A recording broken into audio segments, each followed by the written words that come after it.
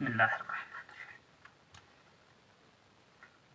आज हमारा टॉपिक है रिफ्रैक्शन ऑफ लाइट।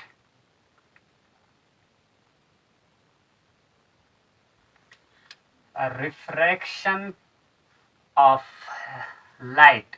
लाइट में रिफ्रैक्शन कैसे होता है? रिफ्रैक्शन कहते हैं बेंडिंग ऑफ लाइट।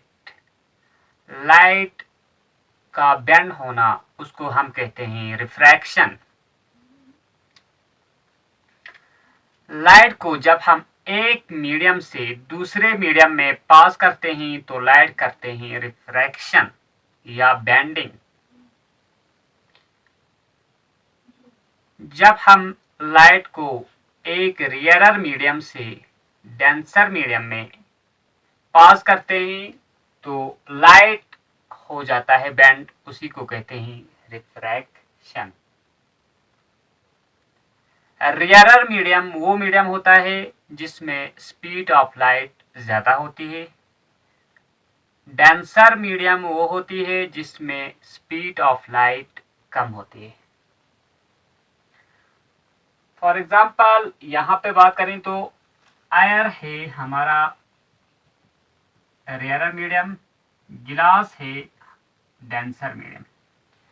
क्योंकि एयर में लाइट की स्पीड है 3 × 10⁻8 मीटर पर सेकंड, मगर स्पीड ऑफ लाइट है गिलास में 2 × 10⁻⁻ मीटर पर सेकंड। अच्छा, डेंसर और रेयरर में स्पीड चेंज क्यों होता है, या डेंसर में कम स्पीड क्यों होता है, रेयरर में ज्यादा क्यों होता है? Due to density. Rarer medium में ऑब्जेक्ट की डेंसिटी कम होती है, इसी वजह से स्पीड ऑफ लाइट ज्यादा होती है। लेकिन डेंसर मीडियम में ऑब्जेक्ट की डेंसिटी ज्यादा होती है, इसी वजह से वहां पे बेंडिंग ज्यादा होती है। इसको हम एक मिसाल से समझेंगे। फॉर एग्जाम्पल ये है गिलास, इस गिलास में है वाटर, एयर से आ रहा है।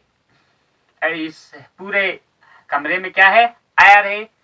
इस गिलास में वाटर है। एयर में लाइट की स्पीड है ज्यादा, इस वाटर में कम है लाइट की स्पीड एज कंपेयर टू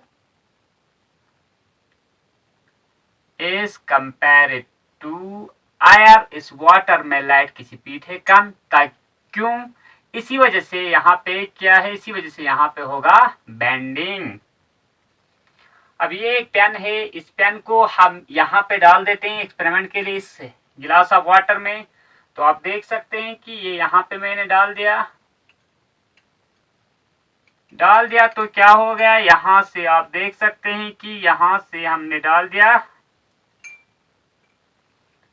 तो आप वहां से देख सकते हैं कि क्या हो गया। यहाँ से हम देखने पे पता चलता है कि यहाँ इस लेयर पे देखो, अब यहाँ पे जहां से पानी है वहां से हमें लगता है कि ये क्या हो गया है? बैंड हो गया है। क्या बैंड हो गया? पेन बैंड हो गया। हमें लगता है कि ये पेन बैंड है, लेकिन असल में क्या है? देखो पेन है सीधा, पेन देखते रहना आप, ये पेन है सीधा। मगर जब हम इसको इस वाटर में डालते हैं, इस पानी में डालते हैं, तो ये थोड़ा आपको क्या लगता है? बेंडिंग जैसा लगता है। इसी को कहते हैं रिफ्रैक्शन ऑफ लाइट। ये बेंडिंग इस वजह से हुआ है कि हमें दिखाई इसलिए देता है क्योंकि एयर में है स्पीड ऑफ लाइट ज्यादा, वाटर में है स्पीड ऑफ लाइट कम। तो यहाँ पे लाइट हो गया बैंड, पेन नहीं बैंड हो गया, लाइट बैंड हो गया। इसी को कहते हैं रिफ्रैक्शन।